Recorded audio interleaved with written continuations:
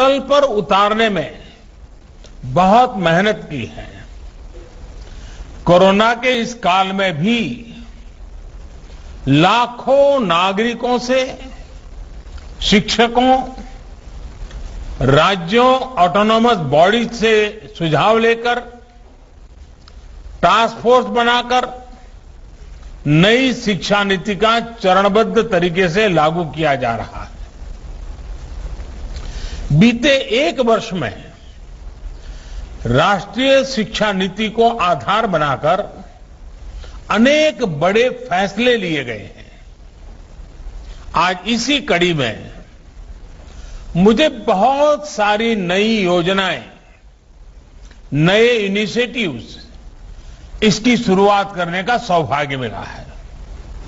साथियों, ये महत्वपूर्ण अवसर ऐसे समय में आया है जब देश आजादी के 75 साल का अमृत महोत्सव मना रहा है। आज से कुछ ही दिन बाद 15 अगस्त को हम आजादी के 75वें साल में प्रवेश भी करने जा रहे हैं। एक तरह से नई राष्ट्रीय शिक्षा नीति का इम्प्लीमेंटेशन आजादी के अमृत महोत्सव का प्रमुख हिस्सा बन गया है। इतने बड़े महापर्व के बीच राष्ट्रीय शिक्षा नीति के तहत आज शुरू हुई योजनाएं नए भारत के निर्माण में बहुत बड़ी भूमिका निभाएगी। भारत के जिस सुनहरे भविष्य के संकल्प के साथ आज हम आजादी का अमृत महोत्सव मना रहे हैं, उस भविष्य की ओर हमें आज की नई पीढ़ी ही ले जाएगी। भविष्य हम कितना आगे जाएंगे, कितनी ऊंचाई प्राप्त करेंगे, ये इस बात पर निर्भर करेगा कि हम अपने युवाओं को वर्तमान में यानी आज कैसी शिक्षा दे रहे हैं,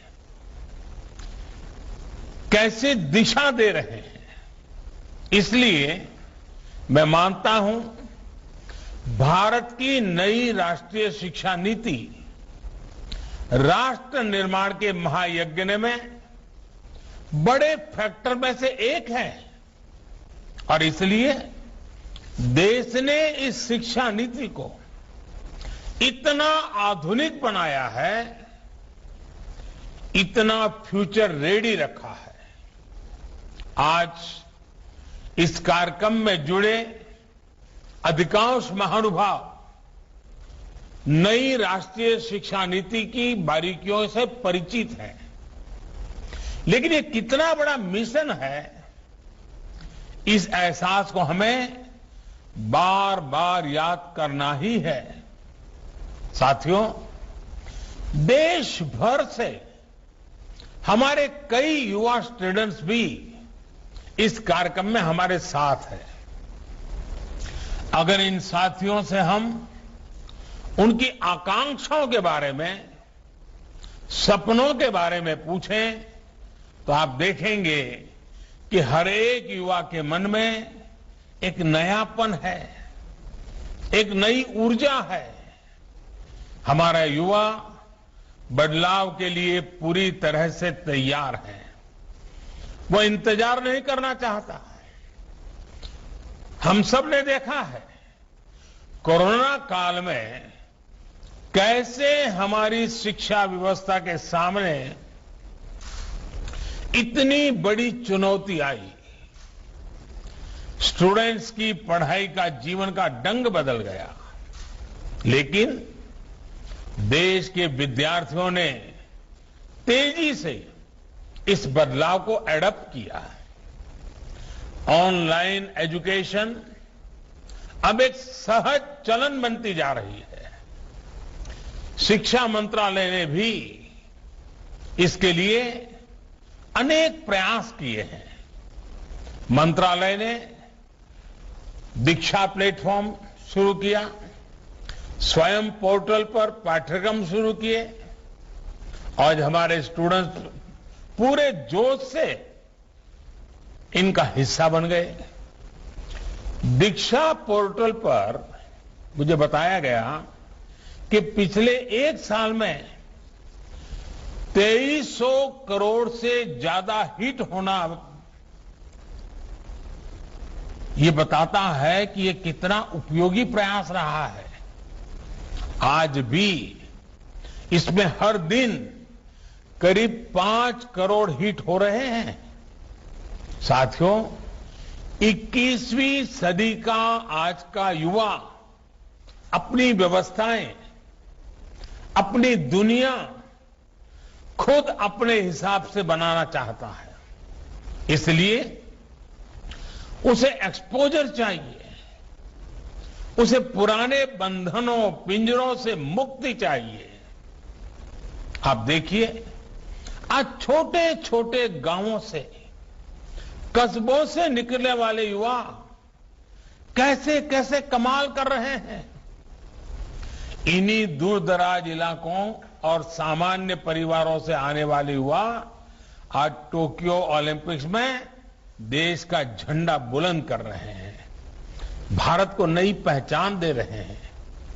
ऐसे ही करोड़ों युवा आज अलग अलग क्षेत्रों में असाधारण काम कर रहे हैं, असाधारण लक्ष्यों की नींव रख रहे हैं। कोई कला और संस्कृति के क्षेत्र में पुरातन और आधुनिक के फ्यूजन से नई विधाओं को जन्म दे रहा है। कोई रोबोटिक्स के क्षेत्र में कभी साइफाई मानी जाने वाली कल्पनाओं को हकीकत में बदल रहा है। कोई आर्टिफिशियल इंटेलिजेंस के क्षेत्र में मानवीय क्षमताओं को नई ऊंचाई दे रहा है, तो कोई मशीन लर्निंग में नए माइलस्टोन्स की तैयारी कर रहा है। यानी हर क्षेत्र में भारत के युवा अपना परचम लहराने के लिए आगे बढ़ रहे हैं। यही युवा भारत के स्टार्टअप इकोसिस्टम को रिवॉल्यूशनलाइज कर रहे हैं। इंडस्ट्री 4.0 में भारत के नेतृत्व को तैयार कर रहे हैं और डिजिटल इंडिया को नई गति दे रहे हैं।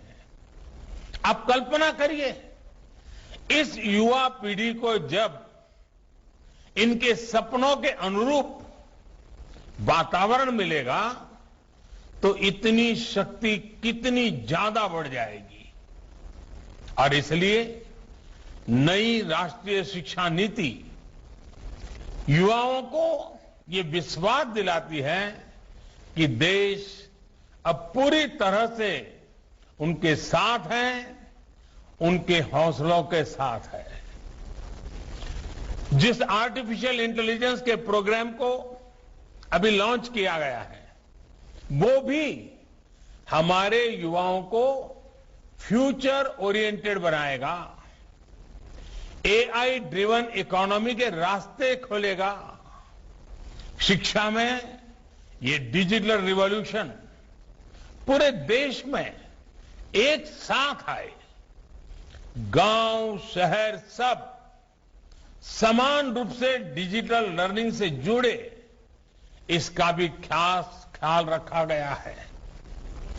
नेशनल डिजिटल एजुकेशन आर्किटेक्चर यानी एनडीआर और national education technology forum NETF इस दिशा में पूरे देश में डिजिटल और टेक्नोलॉजिकल फ्रेमवर्क उपलब्ध कराने में अहम भूमिका निभाएंगे।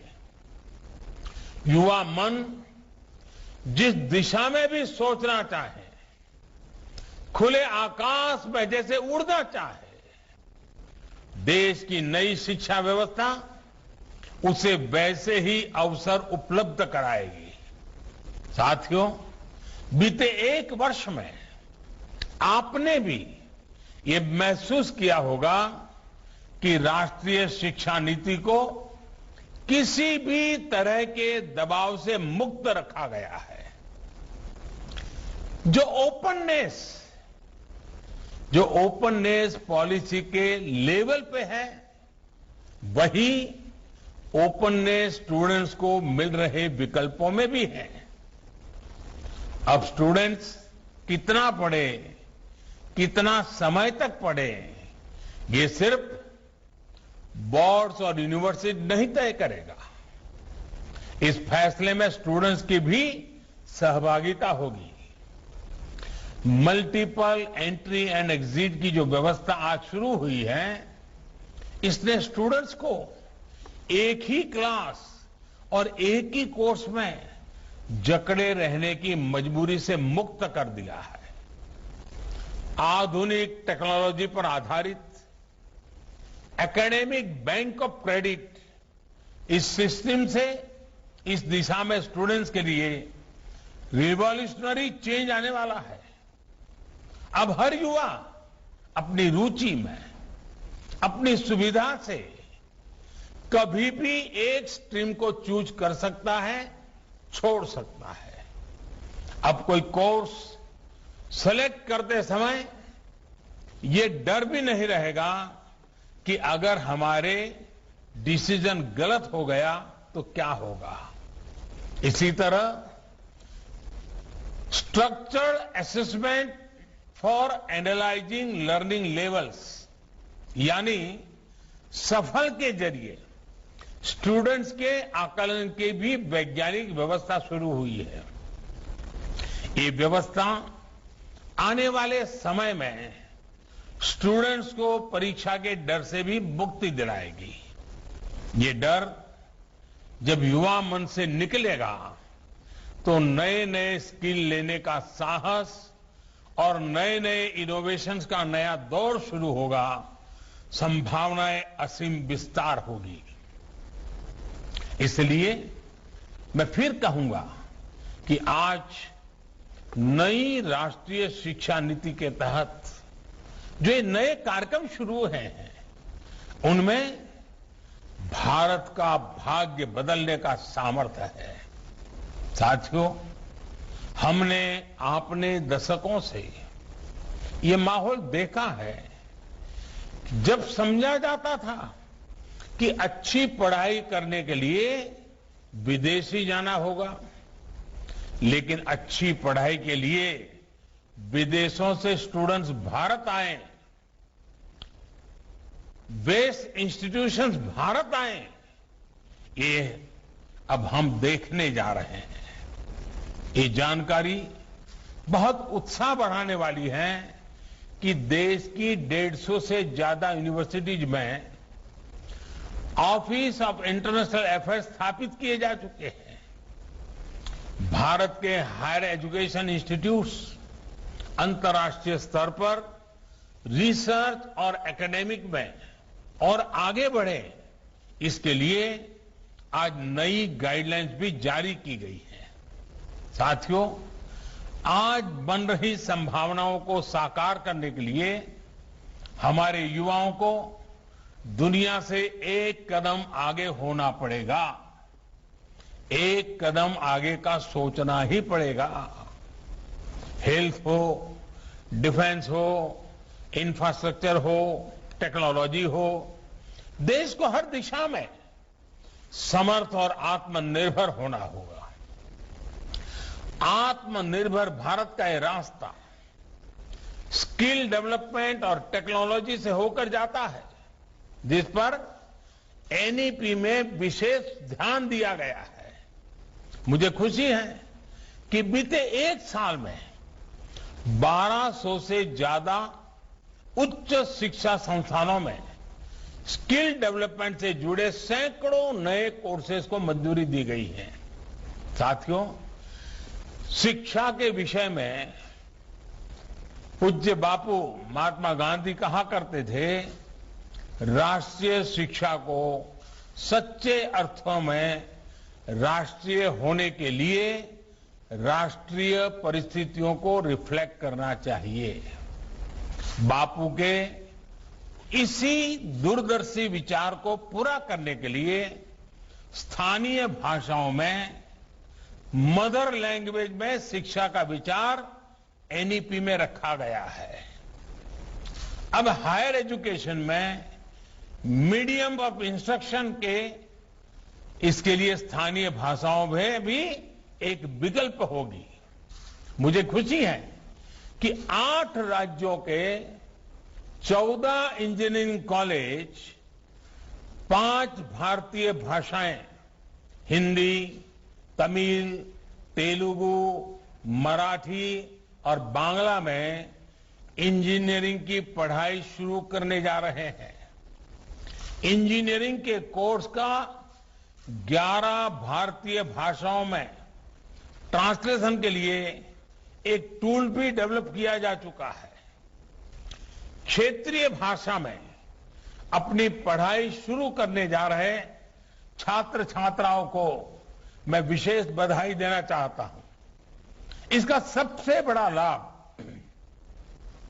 देश के गरीब वर्ग को, गांव कस्बों में रहने वाले मध्यम वर्ग के स्टूडेंट्स को, दलित, पिछड़े और आदिवासी भाई बहनों को होगा।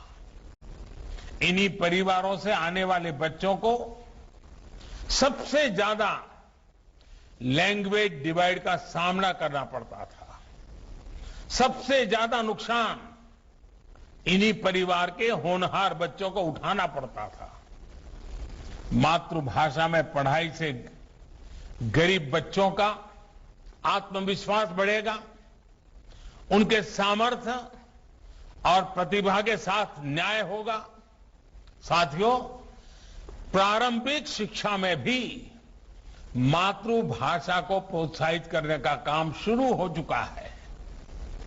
जो विद्या प्रवेश प्रोग्राम आज लॉन्च किया गया, उसकी भी इसमें बहुत बड़ी भूमिका है।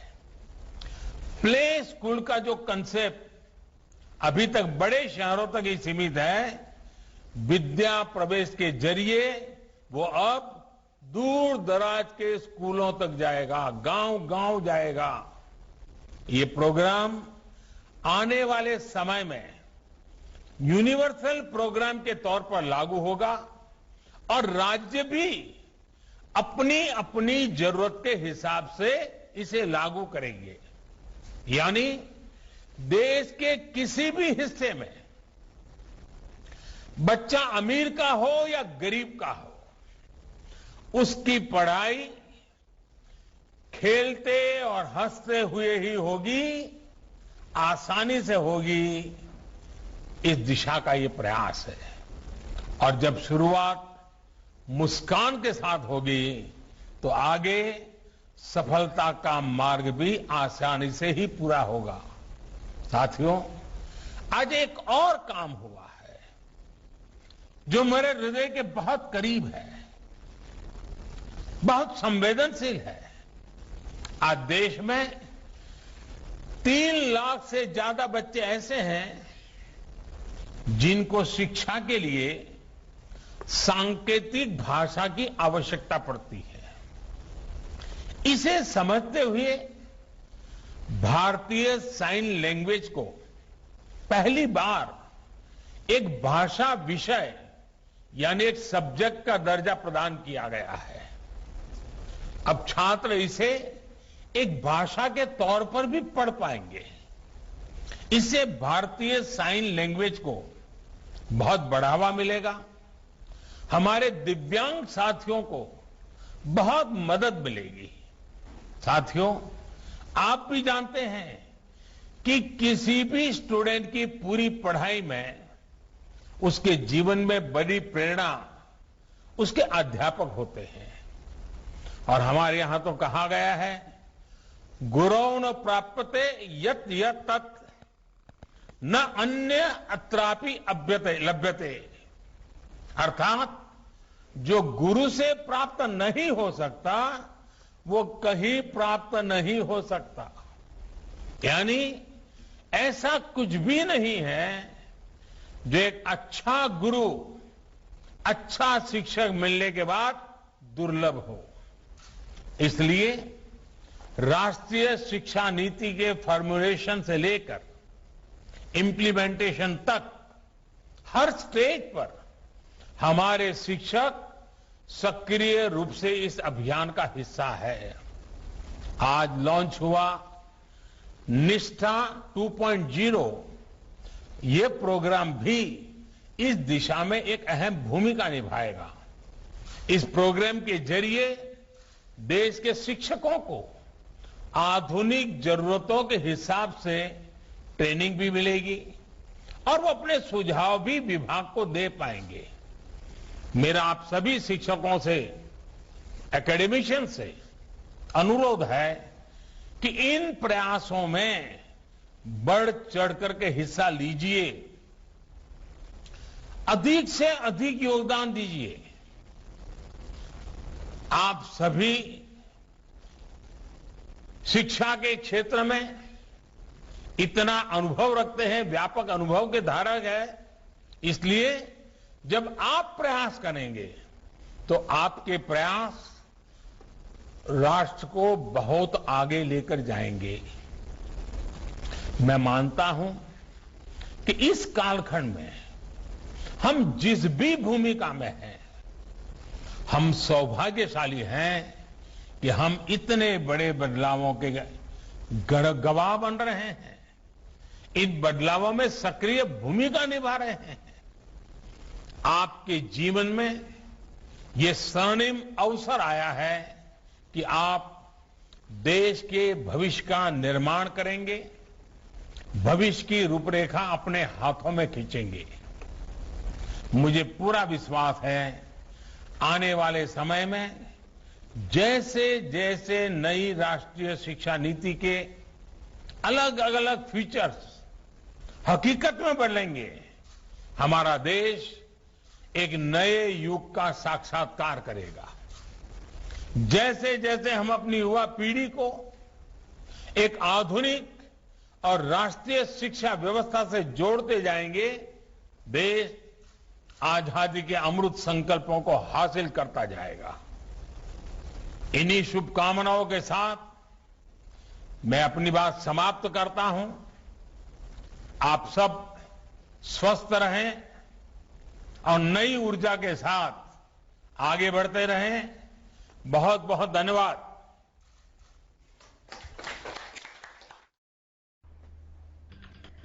प्रधानमंत्री नरेंद्र मोदी का संबोधन सुन रहे थे आप। शिक्षा व्यवस्था के सामने नई चुनौती आई।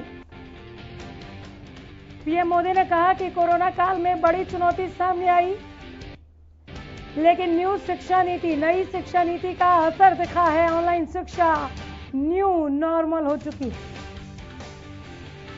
एक साल में राष्ट्रीय शिक्षा नीति को धरातल पर उतारा गया, उसका असर भी दिखने लगा। अलग अलग क्षेत्रों में कमाल कर रहे हैं युवा। युवा हर क्षेत्र में परचम लहरा रहे हैं। राष्ट्रीय शिक्षा नीति हर तरह के दबाव से मुक्त, छात्रों के लिए क्रांतिकारी बदलाव आने वाला है।